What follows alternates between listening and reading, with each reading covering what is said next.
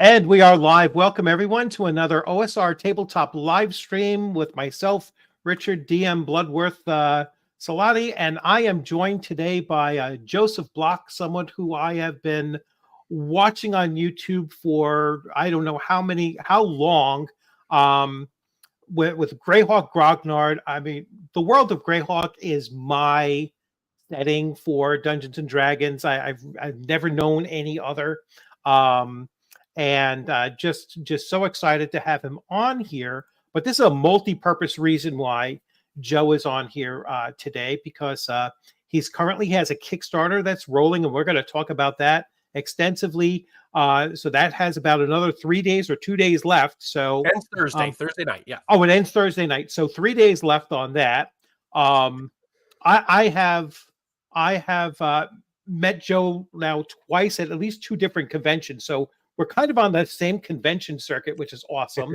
And there's just so many things that he does that that I'm a fan of. So it's a great pleasure to have him on here.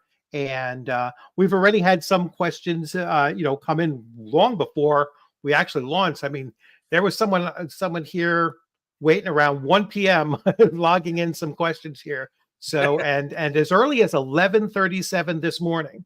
So that's a record, right? So just so you know, that's a record for people popping in and leaving a comment in there. So I'm just going to go through those comments first.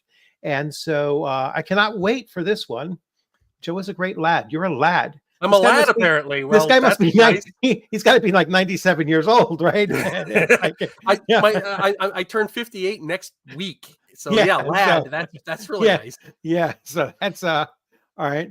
Any chance? So this is the uploading audio cast, and and to be honest with you, I don't know how to do that kind of thing either. But I've been asked that too. It was like, hey, can you do audio casts? Whether it be Spotify or any of those, and I have no talent for that kind of thing at all. It's like, I have a, how do they say it? You have a voice, the face for radio and a voice for television or something. I have neither. Right? So I figure I'm boring enough on video. Why would you want to just listen to me drone on? Yeah. But it's honestly, it's even more basic than that. I would love to, but I don't have the time.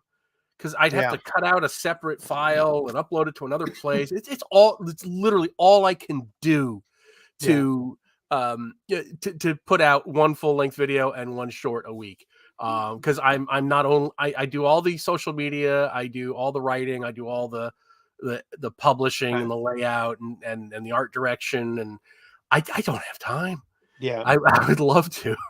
Well, you have an active Patreon thing, because I get Patreon messaging from you all the time and everything. There's always stuff up on your Patreon, which is like I said, yours is one of the most active Patreons I actually follow. So that's another thing that we'll get to you talking about what you have coming down the pipe, as far as all those other things that you're doing as well.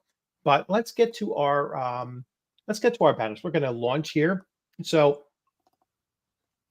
the welcome. So welcome. So Joe Bloch or Joseph Bloch. I don't know if you prefer Joe or Joseph. Joe Greyhawk Grognard, his YouTube channel, and he is the creator of Adventures Dark and Deep RPG, and that's primarily why we have him here, because he is going to be talking about his current Kickstarter, which is a second printing of Adventures Dark and Deep, and I'll let him go into detail with that. Now I also want to put out some other things that he does have out there. So if you have not seen this gorgeous book yet, right? This is Adventures Dark and Deep, Swords of Cthulhu.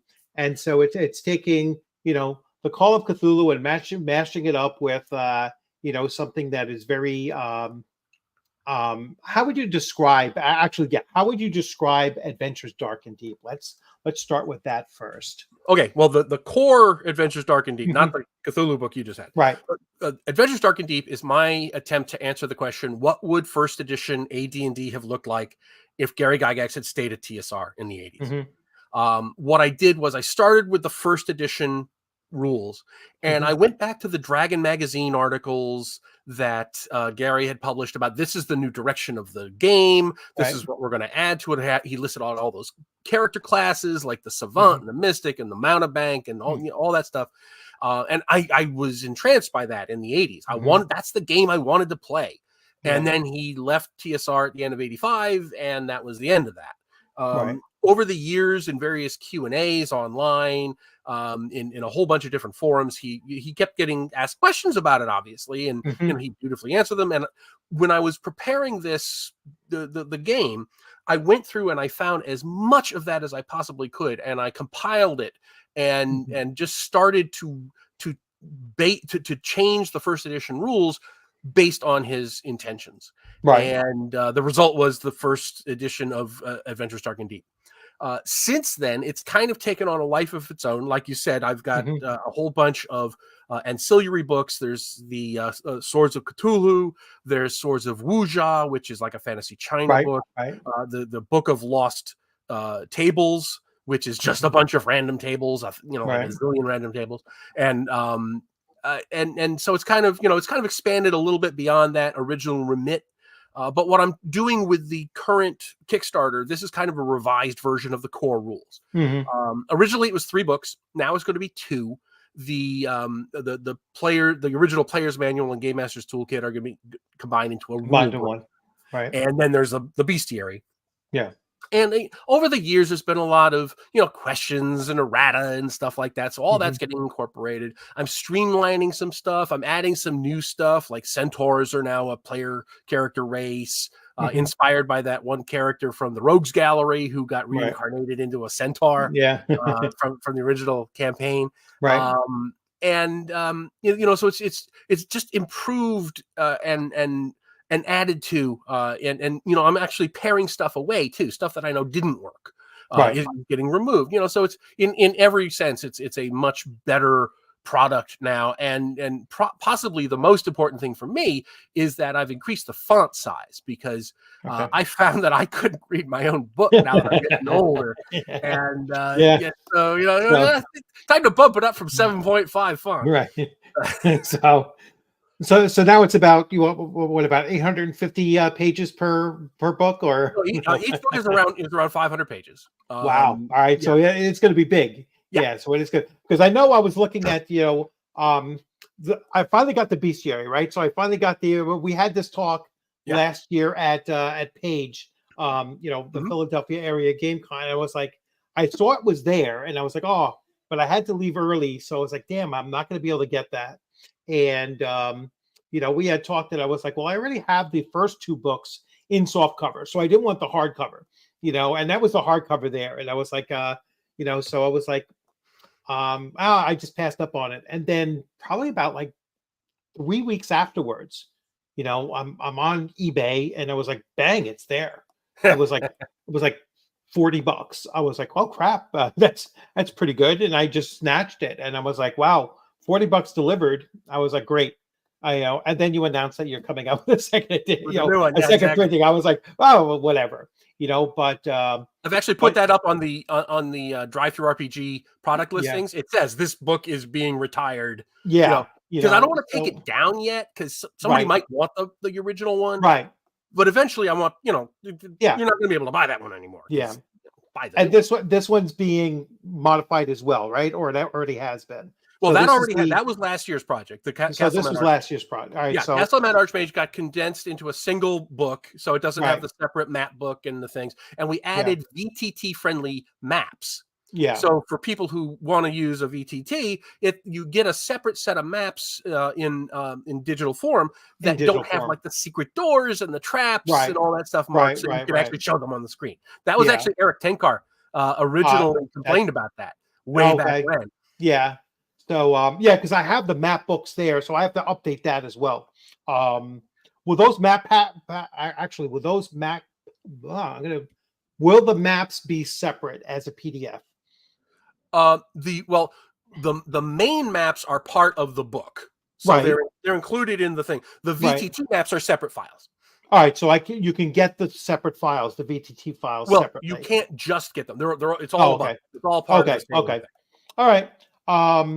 And then what else did I pick up from you or you had out there? So I also picked up Bitterbark Circus, Bitterbark Circus. And this was like the timing of this was impeccable because I was running my Castles and Crusades group through Iggsburg, Gary Gygax's Iggsburg. And, I was going to have this thing with like these insane clowns that they were going to do. And then I went to Page and there I see it on your shelf. And I was like, oh my gosh, I mean, this is going to work out perfect. And it was a great adventure. They really enjoyed it. Oh, great. And I love to hear it when people actually use the stuff. Yeah, I pieced it here and there because they can be really quite powerful and it could be really quite insane, as far as the challenges are concerned and everything.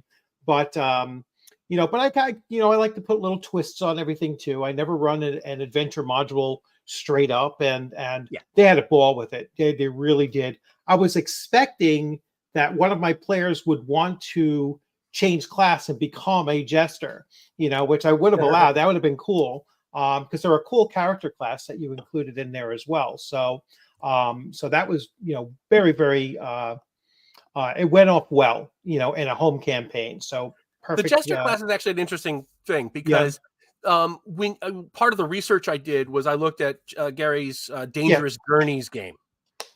And there's a lot of stuff that's in that GDW game that he did after he left TSR that really rings true to what he was talking about for his second edition. And one of the things they have in there is a skill called buffoonery.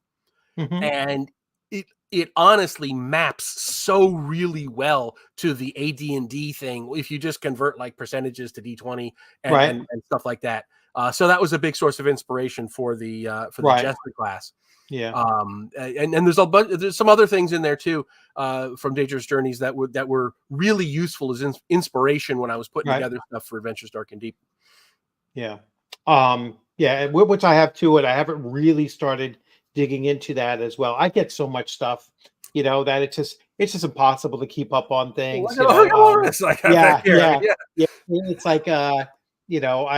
have to every once in a while just like tone myself down a little bit, so it's like, because I'm so, I'm so across so many different genres and game systems and everything. I just love everything, or virtually everything, not Rollmaster, but I virtually love everything that I come across. And, so it's great to talk to other people that have this very, this very long view of the hobby. And I mean, you're pulling back from, the many of the sources back from, back in the day that are oftentimes overlooked. I mean, Dragon Magazine, what is there, 250 Dragon magazines or whatever. I have the CD disc and I go into every once in a while to check out, hey, what's this particular, article or class? Because I was recently looking for Time Lords and I was like, where the hell was Time Lords? And I remember as I read it, I was like, yeah, that's why we stopped using it. It's super, super powerful class, definitely break your game if you actually use them. But it was cool just to see that kind of stuff. So the fact that you're using Dragon magazines basically to kind of piece those things together is great. That was that was the original inspiration for the game because I had done on my blog many years ago. I did an article on my blog about those two articles that Gary wrote. Right. And Alan Growy, actually, I think it was Alan. One of his comments was, "So when do you write it?" Yeah. And I was like, that's not a bad idea. All right. I'm just going through all the hellos. Hello, everyone, for dropping in, and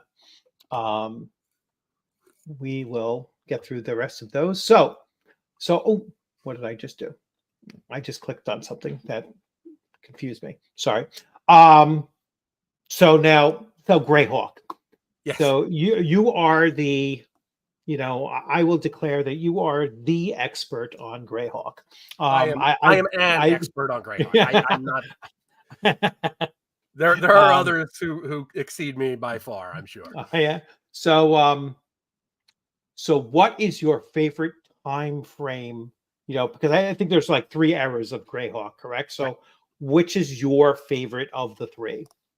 Well, the 3 are 576, 585, Mhm. and 591. Right. My favorite is 576, and which doesn't mean I dislike the others, but Right. I think the original and 576, the common year in Greyhawk terms, Mhm. that's the era of the original folio and the original gold box that Right. Gary put out, and most of the adventure modules that are set in Greyhawk are set around that same era. Right. The Dragon magazine articles that he wrote about Mhm. events in the Flyness, those all happened in 577 and 78. So it's all Mm. it's all around that same era. Right. And what I like about it is it really shows up the idea of balance in the campaign. You have a Mm. situation, a strategic situation across the continent where evil is rising, but good is strong enough that it could go either way. And that goes for Mhm. Ayuz, it goes for the Great Mm. Kingdom, it goes for the Scarlet Brotherhood. Everything's in Right. kind of a strategic tension in Yes. 576. And of course, in 585, that all gets blown up, and Right. evil is ascendant, and the good nations are knocked back on their heels, and so forth. So it's very much of a points of light campaign, to take a later Right.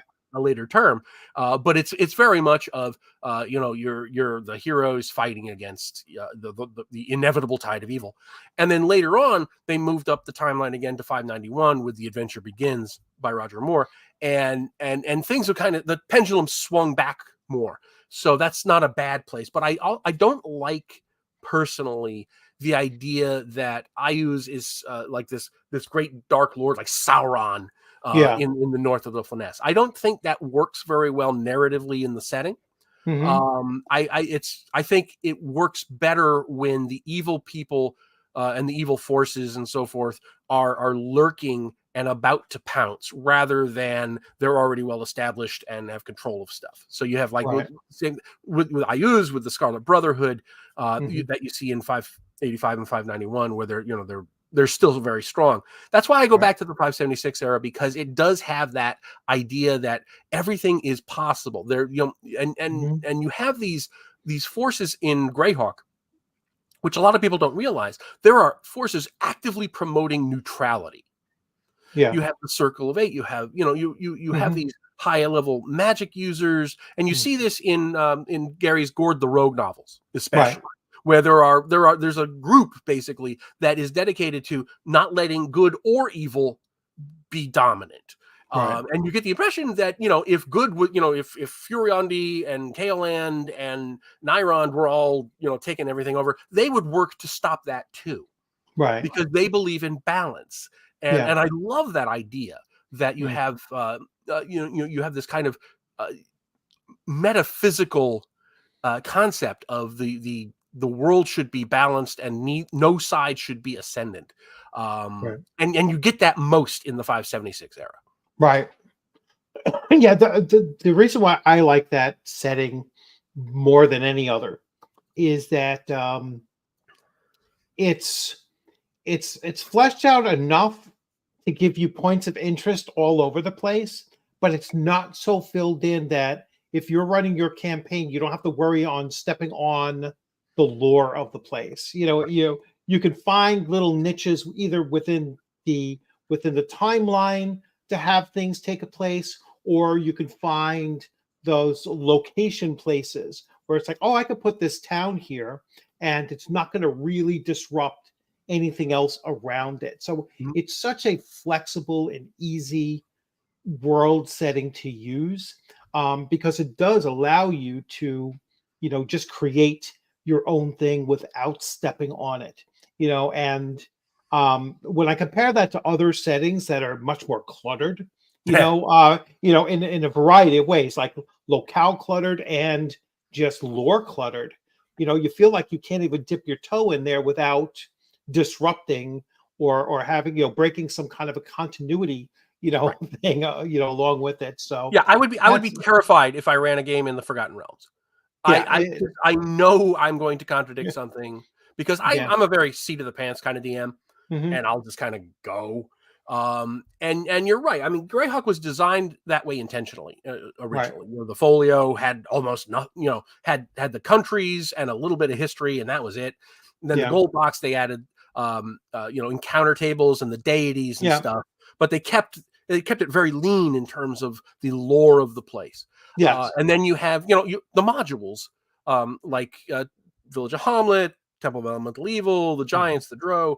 They, you know, they fill in little bits and pieces here, but they do it in a way I call they show, they don't tell, because they only give you enough lore to run the module, that run the adventure that you need. So, for example, the Hidden Shrine of Tomoakan. You know, it introduces an entire new aspect of the campaign, the Olman people and the Olman deities and so forth. And Stern Alia is introduced as a new goddess and so forth. But that's all. It doesn't. It's not a big source book with big info dumps and everything. All this stuff is sprinkled about in like tournament character backgrounds and just little bits here and there. Yeah. It's not intended to do anything more than spark your imagination and send you off in a new direction. Right. And then as the setting progresses, you know, when they get into the 585 era and the post-wars era, you get excuse me, you get more of the source booky kind of things with like I Use the Evil and the Marklands and Ivid the Undying, which was unpublished but was released as a digital thing. You know, that's when they start doing more of the info dump stuff, and I think that's a direct result of the influence of Forgotten Realms and other settings like Dragonlance and Ravenloft and so forth. Ravenloft and like Dark Sun and so forth, they're not so bad, but when you have dozens of novels, I mean, right there, those are incredibly difficult. There are Greyhawk novels, obviously, but some of the later ones, when they're getting into the abyss and they're just rattling off all kinds of alternate names for demons and stuff, it can get a bit info dumpy. But the original two, in fact, I happen to have the first one here. It's just a great introduction because it doesn't just overwhelm you with detail, but it does. It's so inspirational and evocative of how Gygax saw his own setting and how he thought it should be best presented. Not necessarily how he played it himself, but the way he would like it to be viewed by others. That's what you see in that book and Artifact of Evil. And it's a very lore light kind of thing. But of course, over the years, by definition, you're going to get accretion of lore. It's inevitable because people are writing articles and modules are printed and books are written and so forth. So you can't avoid it, but it's not anywhere near as bad as Forgotten Realms. Where this could be filled with Realms books. And as it is, I have one shelf with Greyhawk books. Let's see. But what if we want all the lore collected in one place? They've that's something that would be interesting for them to do. And when I say them, I mean, I guess Wizards of the Coast. Owen said, I know. And we will get to that question. Sure. Yeah, we'll get there as well. But to have lore books put out, I get, you know what? I'm going to retract that. I wouldn't want to see a lore book because that's going to put you in a box. All right. If there was a lore book released, that would force people to think that, we have to abide by this, and it'll be very constrained and everything like that. So no, and especially since I don't want Wizards of the Coast doing anything with the lore of Greyhawk anyway. So I guess we could talk about. There are two fan created sources of the lore the way you're talking about, and the way Mercurius is talking about. There's the Encyclopedia Greyhawkiana, which is an Excel spreadsheet that basically is a big index of anything that's mentioned anywhere in any product up till like 2005 or something. I forget the date, but when the cutoff. But if you want to look anything up, you just search in that spreadsheet, and it'll tell you everywhere that particular name was mentioned in a product, which is very helpful. I use it all the time in my research. And there's more than one wikis out there that are focused on Greyhawk. And there's like a World Anvil one. There's a bunch of them actually. And then even Ann Meyer's site, you can get, not just the great maps, but you'll get there's a lot of background lore in there as well, and location, and it's more of a geographical lore than everything than everything else. But there's stuff in there as well. But so there are fan created things that will help you do that. I wouldn't want a single big book because it would constantly need to be updated. Like a encyclopedia. And even an encyclopedia, there's going to be things that are just too detailed that are found in a module, for example. Does the contents of a room in the Temple of Elemental Evil warrant inclusion in that lore collection? I don't think that would be useful, and then you get into the question of, well, what lore is useful versus what isn't. I'm going to have a different definition than you are, and we're going to have different definition than Mercurius is. So I think it would be self-defeating, but there are those tools out there. If you need to look something up, or you're curious about, what's in over here, you can look up on Anna's map, you can look up on the encyclopedia, you can look up in the wikis, and generally build a picture. Yeah. Now, let me ask you, do you think that that role-playing games nowadays are kind of disconnected from having to have a world setting attached to them? Like so many come out that they don't have a setting, like a set setting, and looks like Wizards of the Coast is kind of like trying to do that with the multiverse idea, so that you don't have to have any one particular place there. Everything's just like generically out there. Is that something that you see as well, that there's not a lot of game systems out there with a dedicated world setting attached to them? Remember, when I came in 1977, that was the default. There was no dedicated. You didn't associate a particular game with a particular world, except something like Gamma World or Metamorphosis Alpha, which the setting was the game. You see that with Harn. Obviously Middle Earth role playing. There's a number of things. Well, Star Frontiers had a dedicated Star Frontiers, a Traveler. Setting. Traveler. They Twilight 2000 had a setting. That's what I'm talking about. It's like when I look at some modern games today, they don't have a dedicated world setting to them. Like Savage. I don't think it's a trend one way or the other. I think it's an even split, like it was back in the day. Because for every Pathfinder that has a Galandria, something like that. For every one of those, you can also play Pathfinder with any other world. Right. Not that linked, but for every Numenaria, what is that? It? There's going to be a generic role-playing game as well. So I don't think it's necessarily a trend of time.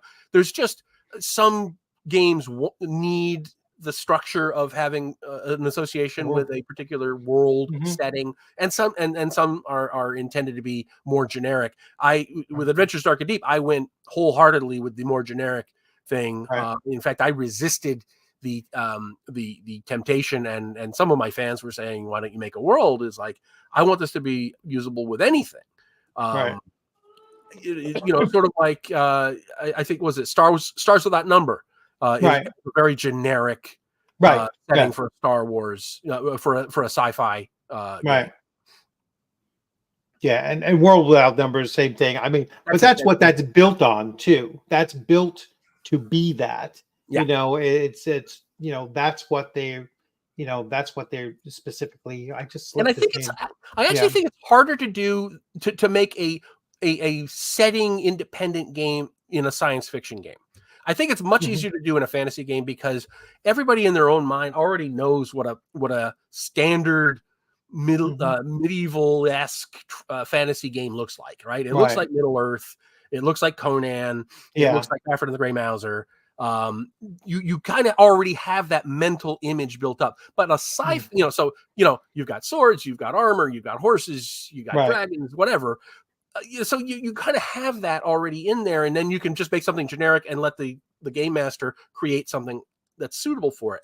In a sci-fi setting, though, it's much more difficult to do that in a generic sense, because a sci-fi setting has so many very specific options. Like, how does faster than light travel work? It matters enormously if you have a faster than light travel system that works like Larry Niven's Known Space, where it takes months to get places, versus Star Wars. It matters immensely. And then the weapons and the technology, you can have technology in a sci-fi game that's, that is 20 years ahead of us, or you could have things that are 200,000 years ahead of us, like Dune. And for a sci-fi game to be able to straddle all those various possibilities and bring it into a coherent whole without tying it to a specific setting that gives you boundaries on those choices, I think is an enormously difficult task.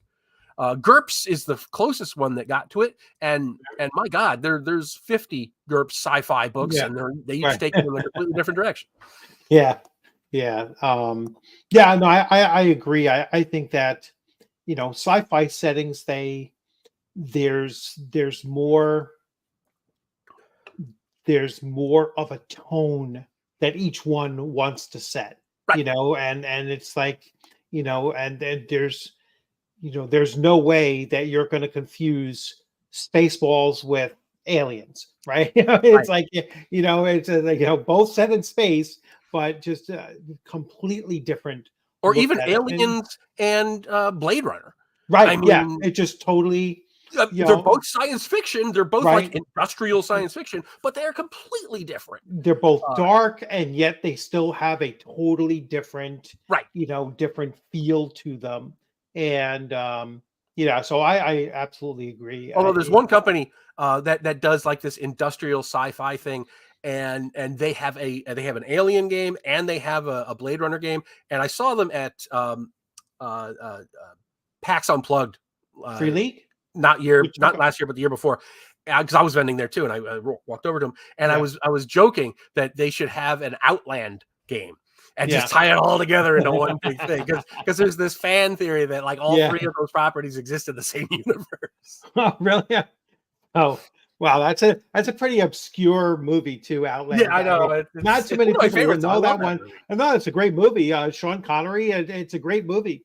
So that's a that's the one I'm thinking of, right? Outland is Sean Connery. That's Sean Connery's the sheriff out on Io. There's the other one that's Outlander, which is a sci-fi TV show, I think it was, or a streaming show or something. Outlander was the one with the guy completely different. That's totally different. Outland, Sean Connery. Right, Outland is the thing, but what ties it in with the other two properties is the idea of these great mega corporations. Yes, that are interested only in profit and keep the workers down, and there's all kinds of nefarious stuff going on, and they share a kind of a visual aesthetic too. Yes. If you look at Outland and Alien particularly, everything's grimy and dirty, and steam's coming out of random points in a wall. It's just that kind. You get that kind of feel to it. Yeah, Outland is a space movie where he's running around with a Mossberg 500 12-gauge shotgun. Nothing more modern than that, right? It's like, all right. So they still have shotguns in, in space. In Moons of Jupiter, exactly. Yeah. I mean, it's a remake of 12 O'Clock High. 12 O'Clock High? No. High Noon? High Noon, yes, thank you. High Noon, yes. Yes, they both have. High is airplanes. It's just a little wrong.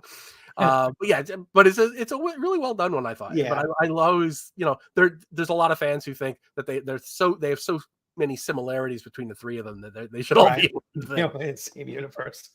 Okay, so well, thank you again, Mercurius, for another donated membership. So we'll see who gets that at the end of the stream or soon. He has a boomstick. Yes, that is what they're called, boomsticks. Talk about the shotgun. So anyway, So let's take a look at the Kickstarter, and we'll start talking about the Kickstarter now. Okay. So I am going to venture into presentation mode here, and we should be good. All right. So here we have your Kickstarter, and I will refresh it because it might have updated since then. So 34,000, woohoo! 34,000, so 434 backers. There were 3 days to go. As everyone can see, I backed because I don't, I put my money where my mouth is. And when I come across something that I really enjoy, and I'm going to put it on my channel and talk about it and bring the person on that did it, I'm a backer too. All right. So I look at this as a consumer, and I also look at it as a fan as well. And so, I almost never, push something without backing it myself. So anyway, let's look at the rewards, because I think this is where we can see the different, the different things. So I backed it at the $90 mark, which is the print and digital rule book and bestiary. Knowing the page count and everything, you are getting a good bang for your buck here, because if they're both 500 pages, or 400 plus pages bear in mind, long, you still have to pay for the printing and the shipping. Yes, yeah. So this is covering the cost of the print, the digital, and then the shipping is going to be separately, which is like $38 approximate. Something like that. It'll vary depending on the exact page count at the end. But you have other choices. Like, this is for retailers. I don't even understand what that means. So I guess if a store wants to get 5 copies of each book. Oh, okay. They're only 20. I get it now. Then there's just the PDF of the rule book. There's the PDF of the bestiary. I don't know why you would want to just 1-in-1, but hey, the option is there. And then 45 plus the rule book. 45 plus is for the print and the digital, and so on and so forth. And you get to the digital for both, and then the one that I selected up here, which is the $90 for everything, right? So I actually got an inquiry today from somebody who wanted the print and digital of one, but just the PDF of the other. Yeah. So just wait till it comes out for sale. Yeah, that's the other way around that. Yeah. So if you just wait till it comes out, maybe you'll run into Joe at a convention. I'm sure you'll have this on one of your tables. Although this is not due out until March of 2025. The PDF will probably be out a lot sooner than that. Right. But I'd never like to overpromise. Right. Of course not. You can't. Because they will hold you to it. You know what I'm saying? It's like they will hold you to the fire to it. So now I can't play the video because then I'll get slammed. I'll get copyright struck. Even you sitting here, it'll be like, it was like, the author is sitting on the channel. It's like, doesn't matter, copyright struck, So yeah, that's the one thing I was like, I've said that to other creators too. I was like, I tried to show it. I was like, I don't understand the whole thing. You would think that they want you to, promote, things, but they don't. So it's like, all right. But anyway, so it's doing well. Let me ask you, because I asked this to the last person that was doing a Kickstarter on the channel. How do you select or like decide upon your goal? So the pledge goal. I figure out how much I need, because when I do these things, the book is already written. Okay. So I'm not paying myself to write the book, which is different than some others do. Right. I am paying for art and I'm paying for my editor. And I have a rough idea because I worked with the same editor for years and I know how she works and I know how much to pay her. So I have that in there, and then I have a rough idea of how much the art is going to be. And that's all I need, because the way this is structured, I don't need to pay for printing myself. I don't need to have a garage full of books. I did that with the Castleman Archmage, and that's not going to happen ever again anytime soon. Right. I got pictures of boxes filling my driveway. And I had to sign all the books. Yeah. but so anything that comes in from that, they're I know Kickstarter is going to take a chunk. I know the taxes and stuff, so it's not that hard to figure out how much I need to pay for art to fill X number of pages. And I know how much the editor is going to cost and so forth. So, I've done this enough times. I got a pretty good eye for how much it's going to cost me. And I had an idea that I would exceed it anyway. And, the more I raise, the more and better art I get. So, the more and better art everybody gets. Yeah. And that's something that I've spoken on an earlier interview where, the person was, and we were talking about the nature of Kickstarters and where some Kickstarters fail.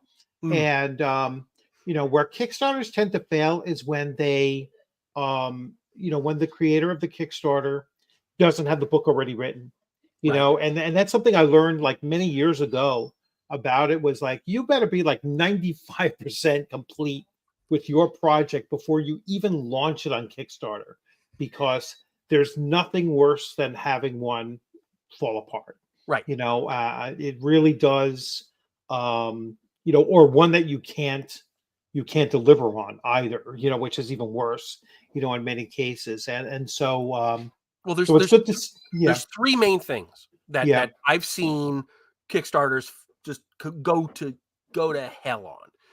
The first is, like you say, it's not done and the guy just can't finish it. I've had things that have hung out there for 10 years, 12 years on Kickstarter. No, because he just, for whatever reason, the creative well dries up and you never want to look at it again. The George R.R. Martin syndrome, right? Exactly. Book 5. Yeah, exactly. Winds of Winter. Okay. The next one is they don't realize that postage changes. Yeah. And, if it takes you a year and a half to get the thing out the door, it's very likely that postage rates are going to change between then, and then you're stuck on the hook for thousands of dollars more in postage than you thought you would be. And especially for people who like it's their first one or whatever, and they don't really know how postage works. Right. And like me in my very first one, there were people in South America and Australia. I could have just sent them a check. Yeah. Just don't send me. I won't send you a book. I will send you a check, and I will lose less money. Yeah. Than that. I'll pay you not to buy my book. Yeah. Exactly. You don't get a book or anything. I will just hand you money to save myself the hassle. Yeah. And then, of course, I learned from that. And then the other thing is when people go berserk on add-ons and stretch goals. And, oh my God, people doing these dice pencils and miniatures and whole new books added to the thing. I've done a couple of stretch goals, but when I do, the key to a stretch goal, if you're doing a Kickstarter, and please listen to me, I beg you, anybody out there who's doing a Kickstarter, listen to this. Do stretch goals that don't cost you any more money. Yeah. Like for me, the first time I did the bestiary, we had a stretch, like a special tier, a special reward tier that you could, you could select it. It costs you more money, and you could get your face in the book as a victim of one of the monsters. Okay. Now I know I'm going to have to pay an artist to draw a picture of this monster anyway. I might as well give the artist a picture of this guy's face and say, "Have the dragon killing this guy." He's happy. I'm happy. The artist's happy. Boom. But when you start adding in, like, I'm going to do a whole new book, or I'm going to do a whole new, I'm going to do print on, miniatures or anything like that. Oh, it's like, or T-shirts. How many Kickstarters have I seen fail because they couldn't handle the T-shirt orders? Yeah. My God.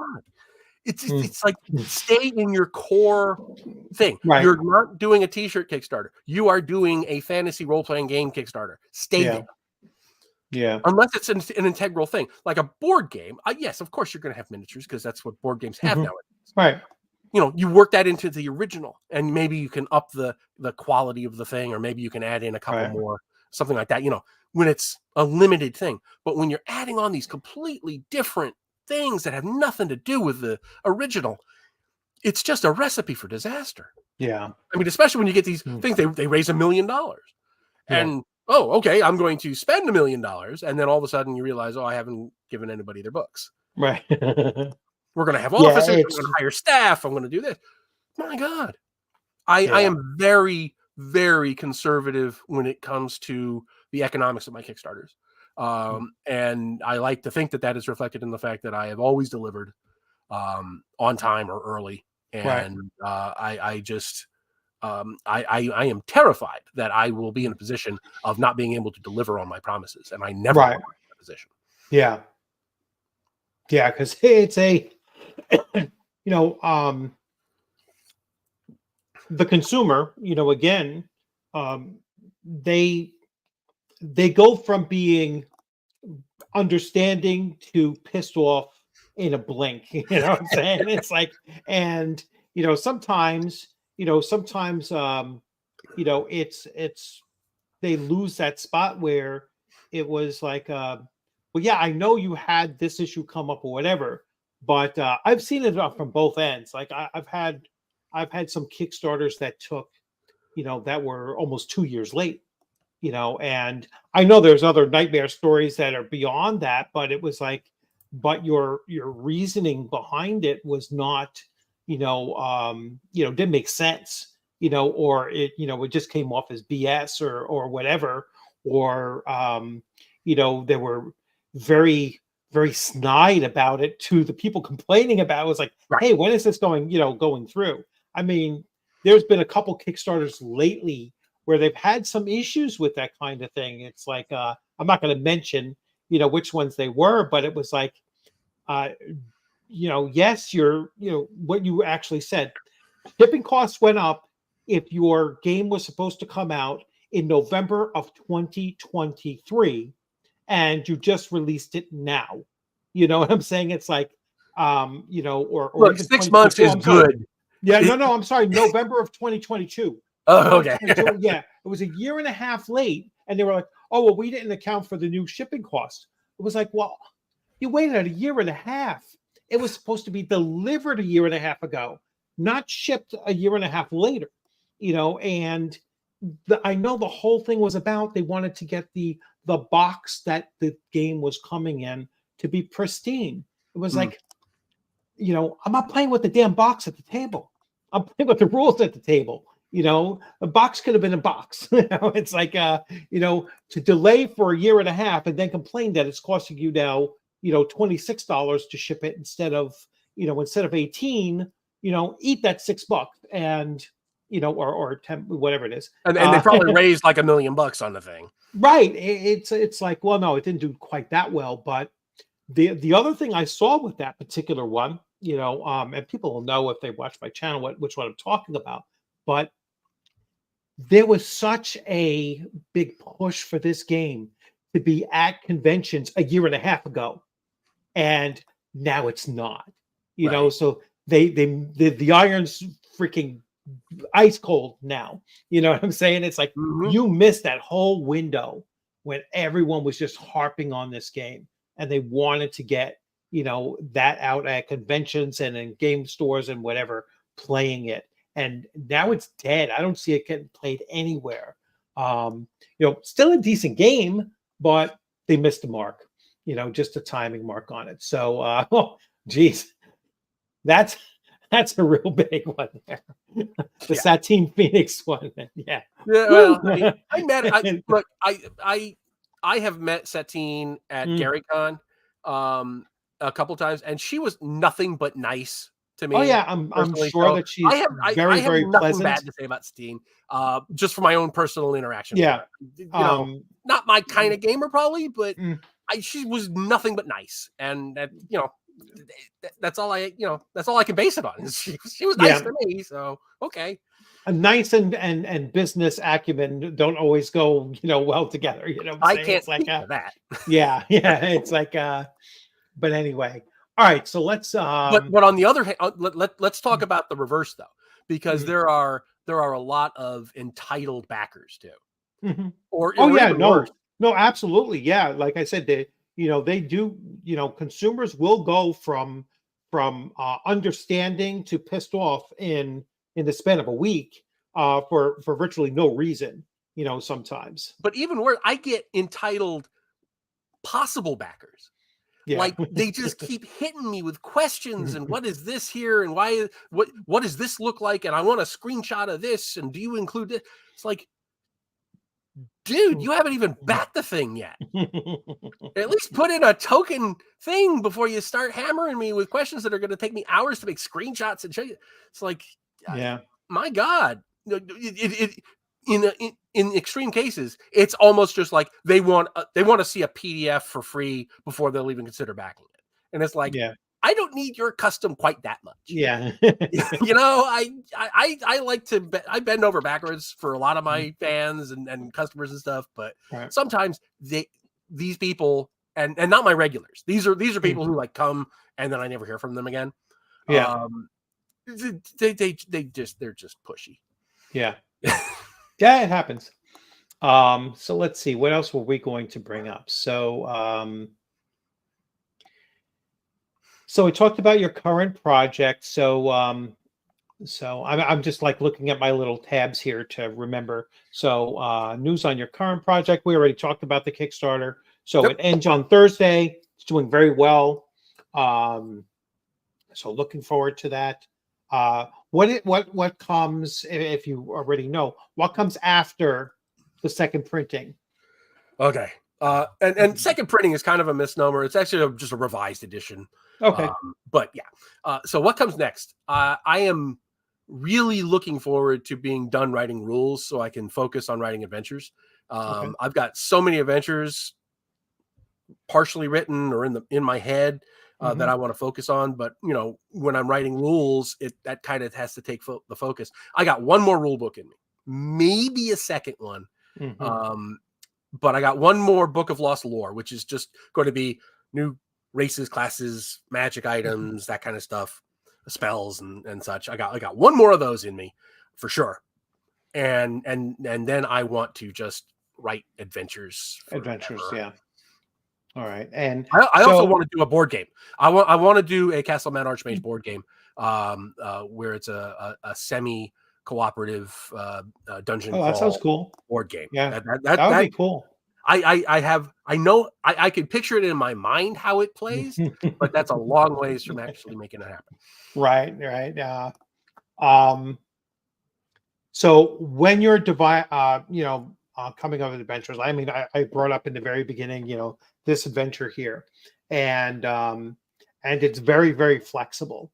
As far as what you can do with it, you can piece it out, you can do that kind of thing. So is that what's your philosophy of creating an adventure, to go along with that? So what is your philosophy of adventure design, let's say?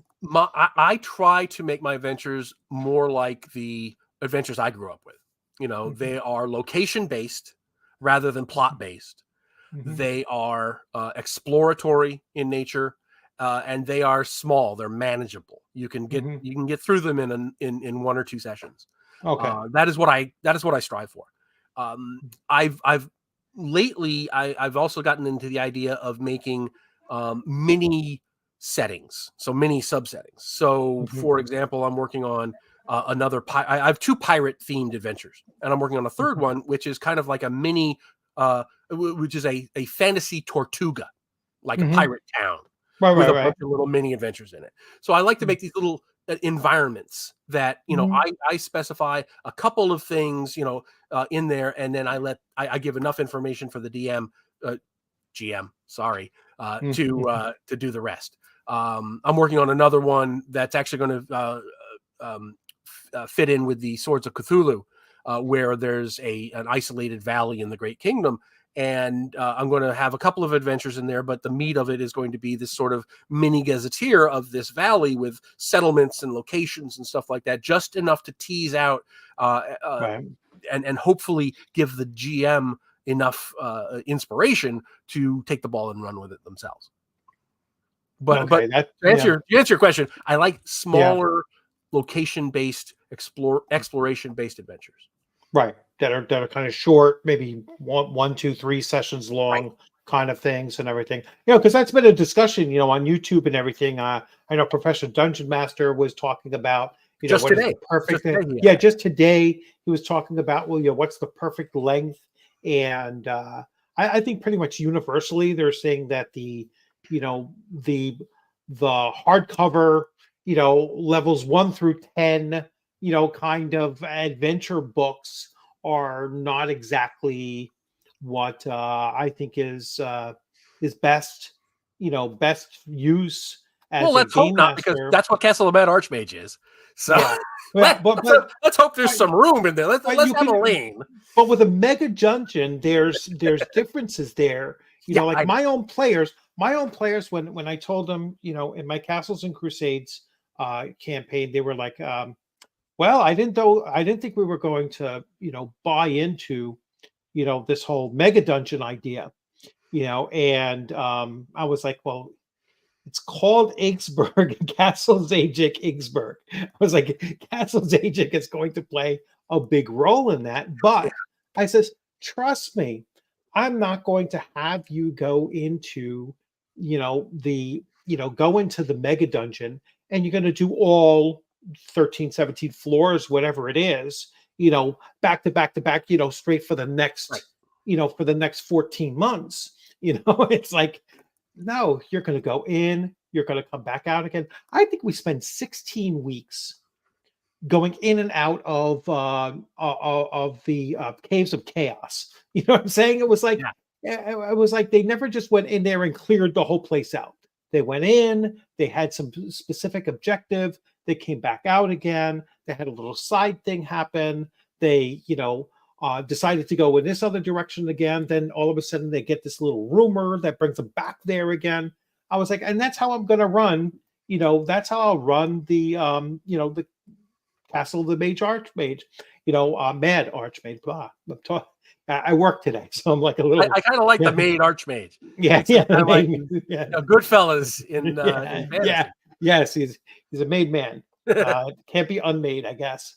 But anyway, the yeah. So just because you're running a mega dungeon doesn't mean that you're supposed to go from start to finish in the entire thing. It should be chunked down. The way I describe it when I'm at a con and I'm pitching it is that it's a tent pole.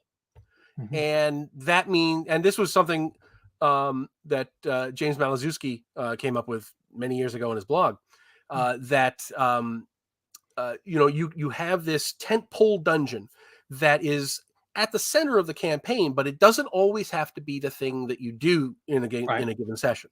So it's always there as an option. Like, we 2 of our players couldn't make it tonight. All right, let's go hang out on level 4 of the Castle of Mad Archmage.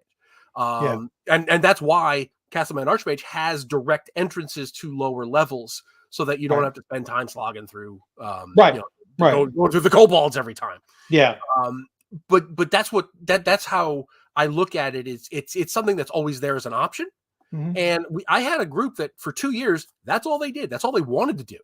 They just, for 2 years long, every couple of weeks, they would be in there going through things and dying and rolling up new characters and stuff, and having a ball. Yeah. It depends on the party, but having it there, always looming in the background, is a great way to have an option there for when you do want a change of pace. Okay, we just finished this big quest against the slave lords. We're gonna breathe. We're gonna go to the inn in Greyhawk. Now what are we gonna do? Oh, the Castle of Mad Archmage is up on the hill. Let's tool around in there for a couple of weeks. Yeah. It's just a great thing to always have as an option in your back pocket. Mm-hmm. Yeah. Yeah. And I think that's the best way to use them too. I think that all of those other channels are pretty much correct. It's like, if you want to kill your, campaign, or, whatever you're looking to do at your table, have them slogging it out in the same place for, for months on end, and without any kind of a distraction or doing something else a little bit different. All right, so let's see what we have some here. Keep it simple, stupid. Yes. So what is this? God, games operations director. Right. So, just trying to catch up with some of the Sure. comments here. So let's see. So you have some other things coming up. So let's get to the next gorilla in the room. So what is your feelings about WotC's plan on Greyhawk being used as a backdrop for 2024? I was originally going to ask, are you optimistic or pessimistic? But I thought that was a little bit too rhetorical. So I was like, no, let me just kind of, leave it wide open and let you, and I use the word backdrop on purpose here because I'm hoping that it's just something kind of nebulously like left untouched, but I don't think that they'll do that. But I'll let you go. Okay. So the short answer is I am cautiously pessimistic, meaning I'm really afraid they're going to screw it up, but I hope that they might not. And the reason is, okay, so the extent to which they're going to use Greyhawk in the new Dungeon Master's Guide, from what I've read, they're going to use it as an example campaign, and it's going to be one chapter, maybe 10, 12 pages long, and use Greyhawk as an example to show DMs how you can develop your own campaign. And if that's the case, the amount of damage that they can do is relatively small.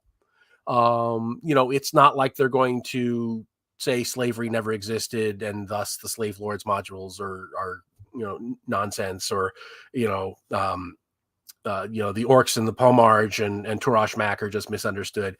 There's the level of vandalism that can be done to the setting if they keep it to that limited scope is rather small. Right. So that's where my cautious pessimism goes. Yeah. But and I used to be a big Wizards of the Coast booster. I was a big fan of Wizards of the Coast, and I was dutifully cheering them on in a lot of things on my blog and my videos and so forth. But they lost me. They lost me when they pulled the OGL thing, and then the Pinkertons, and then they did uncredited art, and there's all kinds of stuff, all kinds of shenanigans. And since then, I tend not to trust them. And something that I heard just tonight, which is perfectly apropos, is that the best way to predict future behavior is to look at past behavior. And when you look at the way that they have treated other settings in the last 5 years, with retcons that change the inherent feel of the setting. I'm speaking there of Ravenloft specifically, but they've done the same thing to the Forgotten Realms, where they have made a lot of creative decisions that retroactively changed elements of the setting, and in my opinion lessened it, made it worse for those decisions. It has nothing to do with 5e. I think 5e is a fine game in and of itself. I've got 900 pages of 5th edition Greyhawk stuff on my blog. I don't dislike 5e. It's all there for, by the way, greyhawkgrognard.com. It's all there for free. Download it, feats and backgrounds and subclasses and all kinds of mishigas. So I am not a 5e hater. I don't think it scales well for a long-term campaign. I think it's better for a 1 to 3 shot or a camp or a con game or whatever. But but in terms of Greyhawk, if they stick to that limited, they're using it as an example. It probably won't be as bad, but I'm prepared for the worst because I've seen what they've done in the past to things, and they don't have a good track record when it comes to being respectful of the properties. That's 100% it. They are verbally disrespectful. I mean, they're open about their disrespect towards it. I mean, from the disclaimer to the little snide jabs that they take at it at every opportunity. Thaco the clown.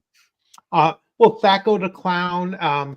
Just the thing with that, with the history of the 50th anniversary history of, and what's his name, Peter Tondra, and and Todd Kendrick and everything. When they were talking, they were just chomping at the bit, waiting to take that jab at the end. I don't know if you watched that interview. but they were don't remember, honestly. they were chomping at the bit, just waiting to throw that dig out there. Oh, well, it would never make, today's, it would never get through today's sensitivity filters, and that was the, and you could see the smirk on their face.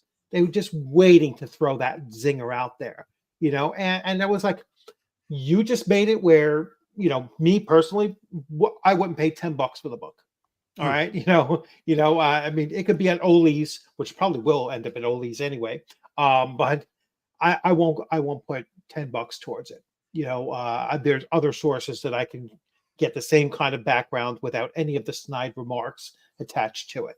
So I agree with you. Their track record on how they show respect or the lack of respect towards the legacy creators and artists and players as well is just something that I wouldn't do it. Now with this product here, the only thing that I would look to try to do is get the maps. You know what I'm saying? Yeah, because the maps you could use. Oh, I'll get one. I'll get one used. I mean, I'm not going to pay my money. I'm not going to give them my money for it. I will get just the map if I can. Right. Well, I'm going to buy the book because, for one thing, I have to. I'm in the industry, but I'll buy it used on eBay or Amazon or something like that. I'll find one somewhere where I don't have to give them money directly. But I wanted to address something that Cal in the chat and Sparky in the chat both said. If I can. Yeah, let me. I think it's already passed on the thing. The DMs Guild was Sparky's. No, it was. It was earlier. No, it was. Cal said, "I will ignore WotC new Greyhawk stuff." Oh yes. Sparky says, "But it doesn't matter. WotC doesn't get my money anyway." Okay. Yeah. And while those are factually correct statements, not the problem. Yeah. The problem is not that WotC is going to come to my house and take a billy club and threaten me if I don't use their stuff that they've included in the new DM's guide. That is not at all the problem, and it's almost disingenuous to pretend that is the problem. Obviously, no one is saying that they're going to make you use this. That is not the issue. The issue is thousands of new Dungeons and Dragons players are going to be introduced to Greyhawk for the first time through this material. Yeah. They are going to have expectations of what the setting is like based on that introduction in that book. And if it is wildly at variance with the Greyhawk that I know, or the Greyhawk that Cal knows, or the Greyhawk that Sparky knows, and they start filtering into our games, that is going to be an enormous problem. And we're not getting any younger. That Greyhawk is going to be the Greyhawk eventually, because that's going to be the only Greyhawk they know. So I think it really does matter. Even if I don't give WotC any of my money, and even if I don't use their changes in my material at my table, it still matters, because it is changing Greyhawk, and it is changing Greyhawk in the way that people perceive it and expect it to look and expect it to behave. And if theirs is different than mine, then when I bring them into my table, because I want new players at my tables, I want people at cons, I want people in my home game to come in and play. I would love that. They're going to be frustrated because what I'm giving them is not what they're expecting. And that's why this is a problem. That's why this is potentially a real damaging situation. Again, I don't think it's necessarily going to happen, because I don't think they're going to have enough opportunity. If it's only going to be a chapter that's 12 pages long, how much damage can they really do? But the potential is still there based on their previous track record, and that is my big problem. That is my big. And I hope that makes sense to people, because I see that all the time. Well, who cares? I'm not going to. They can't make me do it. That's not the point. Yeah. It doesn't matter, but our opinions are pretty limited. The only way to push back is through people like you and Joe, who are and what Jay Scott is doing as well. Yeah, and it's it's an interesting thing, right? They're already being dispatched. I'm looking out the window, looking for the Pinkertons headlights. Yes. I'd be kicking down the door, watching Yeah, exactly. pulled out on live stream. Yeah. I'm badgering my neighbors, asking if I'm home. So, you know, I'm glad that like Sparky put this out here too, because you know, it goes to something I was saying, you know, a couple like 2 weeks ago or so.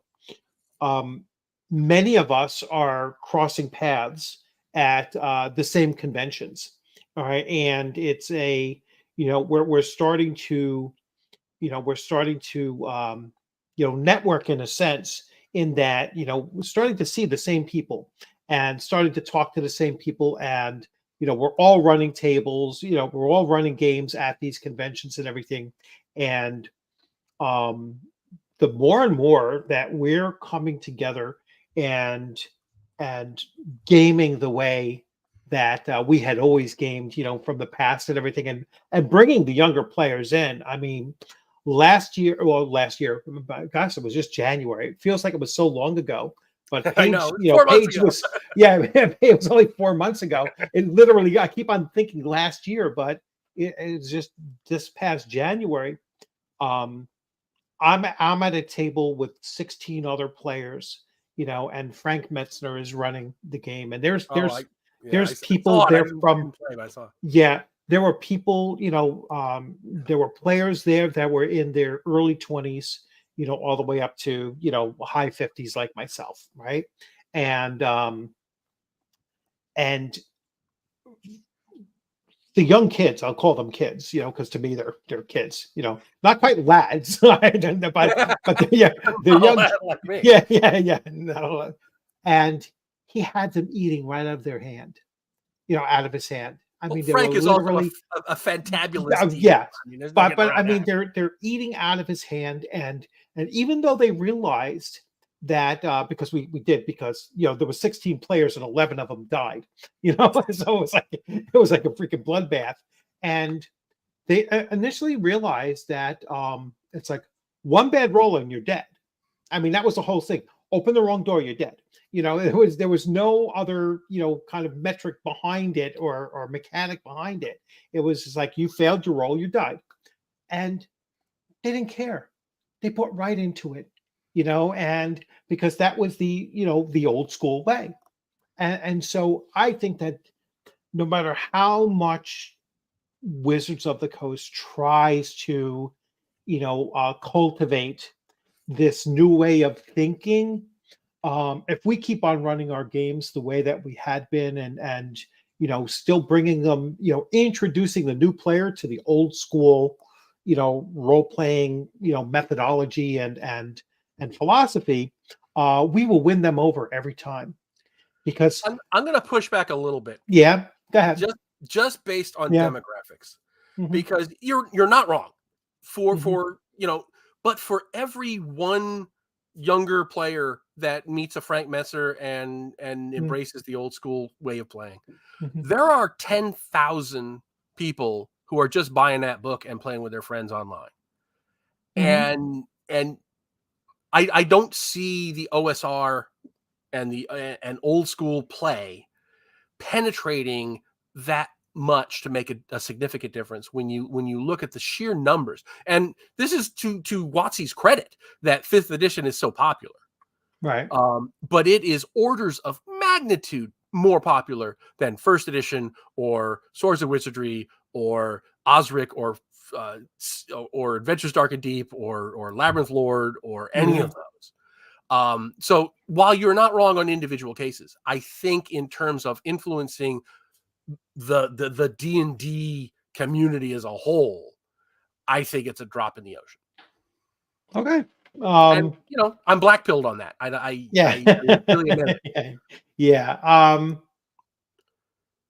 Yeah. I when I look at it, first of all, when I look at it, I look at it as far as long as I have 5 players at my table, you know, anything else happening outside of that little bubble, I'm good. You know what I'm saying? It's like I don't have to let the outside affect what's happening at you know the table, you know. And if everyone is kind of doing that kind of thing, and just managing their own, in a convention setting, because I think it really is important to separate convention setting from your home game.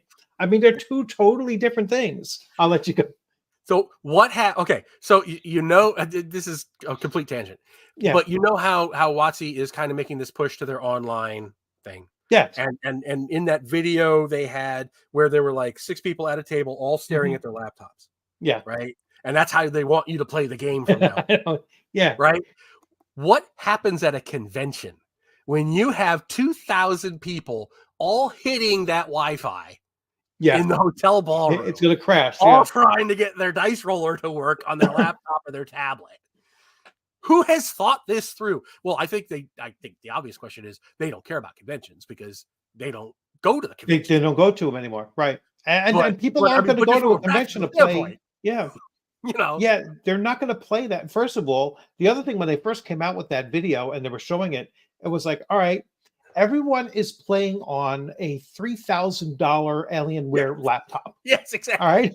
It's like, but like, I know I always want to go over to my friend's house and stare at my laptop. No, I'll sit at my, I play online. That's how I play, because my I have a player in Spain. I have, them. I've tried. I don't like it. I've tried multiple times. I just can't focus on that. I want the experience of physical people at a table. I know obviously gazillions of people do it like you're doing it. Right. I just can't. I can't grok it. I can do both. I can do it both ways. I mean, I love running at conventions. That's where I get my live play done. But there's just nothing around, my location to actually put that together. And so it's much easier. Plus, I would miss out on having the diversity of location, or even sometimes in countries.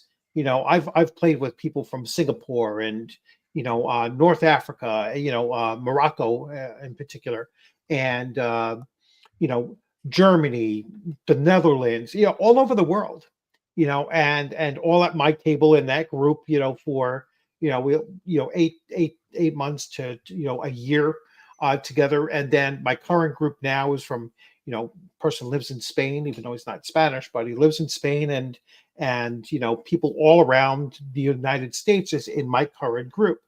So without that, without the ease of doing now, of course, this current group that I have was spurred through COVID, right? So that that was the one thing, and we just continued playing. But yeah, I mean, I know it's different. I know that you get something, not just different, but maybe even a little bit better. Maybe it's a little bit even better to play at a table with other, individuals live and in person and everything. Maybe that's why I love conventions so much now, is that's my one, opportunity to actually play with other people at the same table. See, and I'm actually in a catch-22 when it comes to conventions because, cat alert. Because when I go to most of the conventions I go to, I'm a vendor. Yeah. And I find that I am so wiped after a day of selling my stuff. Yeah. My brain is just clay and I can't play or run anything. I tried it once at Gary Con. Right. I actually apologized to my players because I sucked so bad. Yeah. Because I was so tired and just drained. I go to Historicon every year, which is a historical miniatures gaming convention. That's one where I go as a player. Yeah. Oh, you go as a player. Yeah. Yeah. And I'm actually running 2 games. I'm running 2 games of Ogre Miniatures there in July. So that's going to be fun. In July? Yeah. That's in Lancaster. That's in Lancaster, Pennsylvania. Yeah, someone was telling me about that, and I think I have another convention in July for that time frame. Yeah. Because is that the 17th, 18th, and 19th, or it's around there? I think it's like, that weekend, 17, 18, 19, or 18, 19, 20. Historicon is the 19th through the 21st. So is WizardCon. It's exactly the same. Yeah. Yeah. So, and I think I have a virtual con that same weekend. There's a oh, what is it? Savage Worlds Con, which is Mm. a virtual con. So I was like, all right, I could do a virtual con because I'm gonna try to work during the summer too. So so hopefully I'll get at least one I virtual love con. miniatures games, Yeah. so being able to play new games and try new Hmm. stuff, it's great for me. Um, and actually DexCon, which is half an hour from my house, is 2 weeks before. So Yeah. there's July is packed with conventions. There's also a Yeah. Star Trek convention that I've been going to for 30 years. That's the same weekend, so I have to make that choice. Yeah. I would love to get to a Troll Con down in Arkansas. Oh yeah, But that's a schlep. I had this discussion with Eric Tenkar last night too. I was like, I have a 4 hours, a 4 hour kind of bubble around me, so a radius around me. If it's within 4 hours, I'll go. well, last year I went to North Texas, Yeah, and for the first time ever, and I was a yeah, vendor, and it's a 2-day drive. yeah. Yeah. You have to drive, stop someplace probably I around did like it. I dutifully did it, and I stayed in Tennessee, and Tennessee. I was going to say Tennessee too. You I had a stop in blast. Tennessee and It's a terrific convention, but yeah, my God, it is not something I can do every year. I can't yeah, take a week off from work to go mhm, to go to a yeah, weekend long yeah. con. Um, and when I can't play anything because I am just too frazzled Yeah. from selling all Um, day. yeah. Well, when you go to cons, and this is for anybody watching and listening too, when you go to cons, especially if you're running or you're vending, as Joe is saying too, but if you're running games too, definitely limit yourself. I learned that at the last Rising Phoenix in April. I went there. I ran 5 different sessions, played in 3, 5 different games I ran, and that was brutal. How did you Absolutely go? How did you brutal. find time to go to the bar? That was squeezed in like a half an hour each day, to just get a meal. Literally, it was like a half hour. I could sit down and everything. That place was great anyway. Um, but There's that Italian but place across the street, which is fantastic. from Rising Phoenix, It's the same place um, as TotalCon, right? no, I think it's a next town over. Oh, I thought it was. Total I thought Con it is was in the in same hotel. no Total Con is in Marlboro. Marlboro, yeah. Yes, no, this one is in Milton Oh, okay, or okay. yeah, it's a different. Yeah, they're close. They're definitely close to each other. I've never gone to a Total Con. TotalCon is a Um, lot of fun I've because done. I did it's it got enough. online. Yeah, I did it online when it was during COVID. I did that a virtual one, but I might have to flip that. One time go to Total Con. After because I've done Rising Phoenix now 2 years in a row. So maybe I'll try Total Con next time. Yeah. Because I think it's around the same time frame too. Or is that in TotalCon is March, I think. March? All right. Yeah. January, March, they're kind of close. So that's the other thing I gotta, work No, out. TotalCon is February. I'm sorry. Oh, This that's year too it's soon. February 24th. Yeah, no, I can't do January and then February. That's just not gonna happen. At least not this year. But See, for me, anyway, each one is 5 hours away, 4 hours away. So yeah, it's manageable. I can take the Friday off and be home Sunday night. yeah, yeah. I mean, worst case scenario, I could drive and then drive back, but I would never do that, and probably wouldn't do that. But anyway, let's see. So I'm in North Arkansas. Yeah, so that makes it easy when they're close. Yeah, I have a tiny con that's 10 minutes away from me. It's about 30 people, and that's it. Yeah. So that's it's perfect, but it's like literally 10 minutes away. Yeah, I've got So DexCon, which before COVID was enormous in yeah, Morristown, which is only half an hour from my house. So I can day yeah, trip to that. yeah. And even MEPACon, which is in Eastern Pennsylvania, Mhm. it's only an hour from my house. So Yeah, that's also day trippable, and that's twice a year. yeah. Mepicon. What town is that in I Pennsylvania? believe it's Stroudsburg. Oh my gosh! All right, that's where my mother used to live. That's still about 2 hours and 45 minutes from me. No, I'm sorry. It's in Bethlehem. It's in Bethlehem. They Oh, moved. that's closer. That's closer. It's I think that's it's a closer. great little Yeah. con. You know, it's not Yeah. ginormous.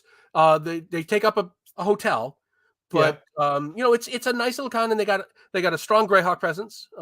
They've got a lot of RPGs. They have a whole miniatures room, which I love, and Mhm. it's a big board game convention too. So they've got a lot of Okay. everything, I'll take a look at that.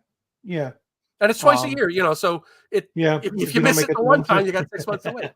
Yeah, that's not bad. I'll definitely look into that. So, and actually, we were just talking about, because this is something that I was going to do, upcoming conventions. So, so what is your upcoming convention schedule that you're locked in? Like you're definitely going. Okay, so next up is, as I said, Historicon. I'm Mhm. there as a player and a Right. GM in Mhm. July. I'm going to be at ShireCon in September. Mhm. I'll be there. I haven't decided if I'm vending or running, but we'll find out as I get Mhm. closer. Uh, and then I'll Mhm. be at the Philadelphia Area Gaming Expo. That'll Right. be in January, and then TotalCon, and the wheel starts turning again. Yep. So yeah, My I will my definitely goal is see to do you 6 a year. 6 a year. Yeah, I'm up to four. But like I said, two local and two away. You know, Yeah, see, for so me, I make money at most cons when I go, so that's yeah, yeah, yeah. I don't. I come home with more money than I Yeah, left with. So yeah, that's yeah. a big incentive. Hmm. That's one way to sell it, right? It's like, It's one way to sell it to my wife. yeah, that's what I'm saying. That's one way to sell it. It was like, no, I'm all out of pocket when I'm going there. Well, it's not technically. I mean, between the channel and everything else, like it almost generates enough to cover, No, the one trip. absolutely. But yeah. So I will definitely see you at CharCon, Yep. because that one's local for me. That's like an hour. Yeah. And then page two, I'm there. You know, there were again we're both special guests there. So Yeah, I'm actually so running I'll the be there dealer. Thursday. You're running the which room? I'm actually running. I'm going to be the dealer coordinator. Oh, okay. So Yeah. yeah. Yes, I'll see you there. I'll probably end up buying stuff from you when I go Well, there. you better. And yeah, better. It's like yeah, I'll probably get the updated versions of you know uh the mad the castle the castle of the mad archmage. I'm going to call it the maid march archmage for the rest of the time now. So yeah, so I'll definitely see you at those, and then we'll see what other ones. I'll look into MEPA. That might be cool. Yeah, Because Mepicon, like I say, really nice. yeah, Little. I won't be there this fall, but I will be there next year. yeah, And then I've got into next year. I'm hoping to make it back to both GaryCon and TotalCon. I'm sorry, mm, GaryCon and North Texas, but they both have wait lists, so it's that those two are up in the air. yeah. Plus, those are both week-long excursions, and I have to see how much PTO time. Yeah, that's a thing for me is like both of those would require airfare, spending like Yeah. 4 or 5 days, and those because those are kind of elevated to like the bucket list kind of. Gary Con was going to be a bucket list for this year, and when I looked into it, I just couldn't find airfare that was reasonable. And Yeah. I was like, nah, I just can't do it. So Plus, then you have to get from Minneapolis to Lake Geneva. well, yeah, that was something else. Someone were like, you have to rent a car too. I think Eric was telling me that. He says, most people don't realize you fly in, but then you have to get a rental car. That's the only way to get to, Some people like, Uber. Some people actually Uber over. yeah. It's like, how much does an Uber for an hour cost? That must be Yeah, extraordinary. it's gonna be it's probably like $150 or something like that. So it's like that. You know what? It just became like a $1,500 excursion, and I was like, that's not, you know, I can do three conventions at that price, so because that's about what these other ones run me, it's about 500 a pop, I so think if you're going to go to one though, GaryCon is, I is mean, like a bucket a list kind of one-time thing, go right? to. Yeah, Yeah. it's a one-time go. Yeah, and that's exactly what I said to Eric too. I was like, if I go, it'll be once in a lifetime kind of thing. I've been to a Gen Con. The last Gen Con I went to was 1985. You know, met That's Gary about when Gygax. I stopped Met, going too, when they were yeah, still in Minneapolis. yeah. This one was in Milwaukee. Milwaukee, that's what I 85 meant. was in Milwaukee. Yeah. Yep, that's the last time I went was in Milwaukee, and last time I was in Origins, it Mhm. was it was actually on the East Coast. It was before they settled Oh wow. in one Yeah. city. So that would have Yeah. been the 80s too. Yeah. I remember when they still had Gen Con East and AtlantaCon. AtlantaCon Yeah. was like Origins East. Yeah. Yeah, that would be cool. I mean, it would be nice if they moved them around a little bit, and had them, but I'm not into the big cons anymore. I think that, the So last, I've looked into going to Gen Con. It is too massive for me. I mean, there's yeah, a lottery it's, for hotel rooms, and it's yeah, like, oh my God, are you kidding? yeah, 50,000 people? Eh, yeah. No, I I've don't been want to I don't the, want to go to Comic-Con in the Javits Center oh, because it's too crowded, let I've alone that been, nonsense. that was the last one the last one I went to was like, I think we went in like 2021. Just the first, the first one back or the last one before. Maybe it was 2019, I think was the last time we went to the Javits Center. It was the same year that both Stan Lee and um, Carrie Fisher were there. Okay. So it was like I was glad that I went there, and actually the guy that played the Power Ranger that just recently passed away too. So all three of them were there. So I was like, and then within like 2 years later, all three of them were, had already passed. So it was like, at least I went there and we saw them. It I was like, stopped going to the year I stopped going to Comic-Con was the mhm, year it took me half an hour to get out of the dealer's hall because it was so crowded. yeah, yeah. No, it was crazy. It was absolutely crazy that year. But yeah, I'm not into the big con scene anymore. I like the mid size. If it's 500-600, perfect size. Page exploded. I mean, Page is absolutely. I think the For a Ron first was time saying con to it's get over 1,000 people, that's amazing. yeah, yeah. I mean, they're And just for those who don't know, unbelievable. Page is the Philadelphia area gaming Yeah, area. yeah. So yeah, it'll be good to see you again.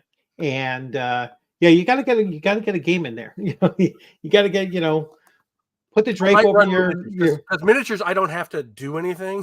right, yeah. So I actually might run my Greyhawk armies thing that I've Oh, got. that'd be 'Cause cool. I've got a miniatures game that I've been working on, and I've got a whole bunch of figures painted up for it.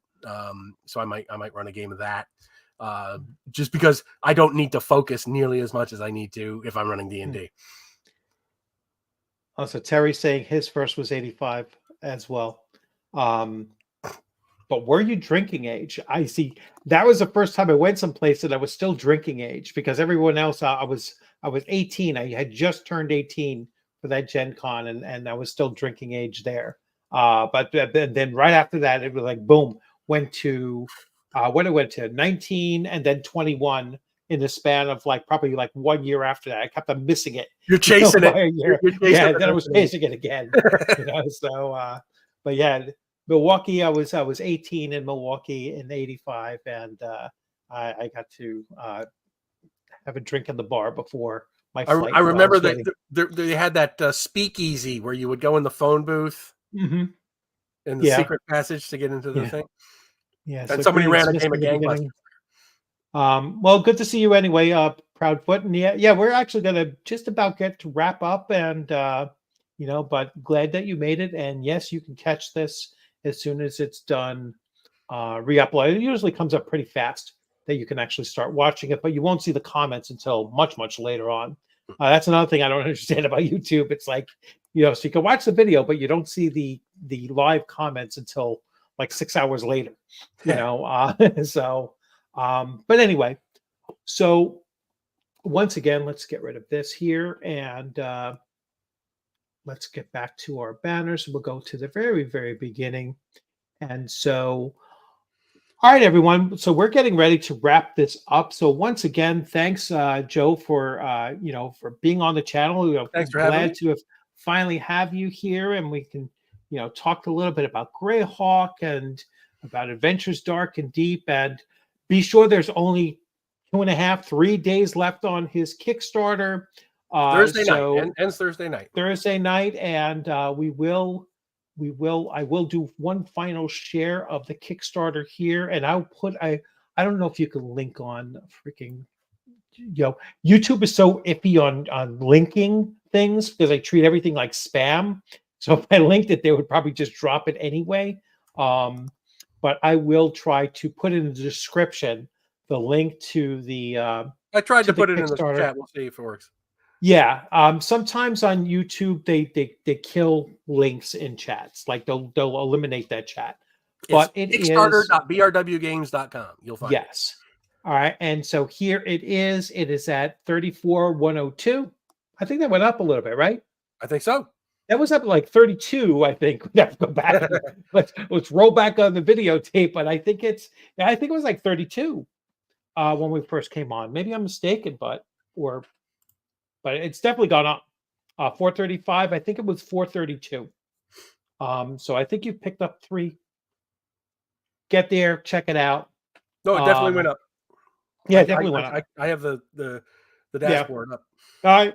So so great. Hey, we're attracting some people to it. Thank you much. Yeah, so definitely check it out. I have the originals. I'm so excited about getting the 2 huge hardcovers. All right, that are taking up too much of my shelf space, but well worth it. And proof that the OSR is not always rules light. Yes, yes, it's well, you know what? It's again, you're getting, when something has 500 pages in it, it's 500 of handpicked,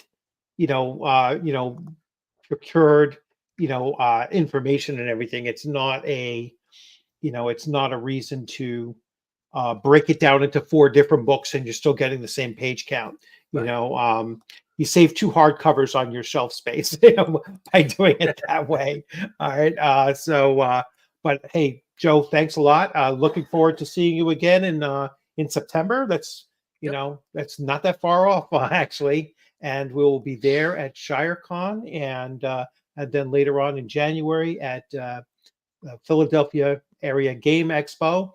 And last thing is, I know you can add the links sometimes, but sometimes they dump stuff out. Sparky, thanks for the sub.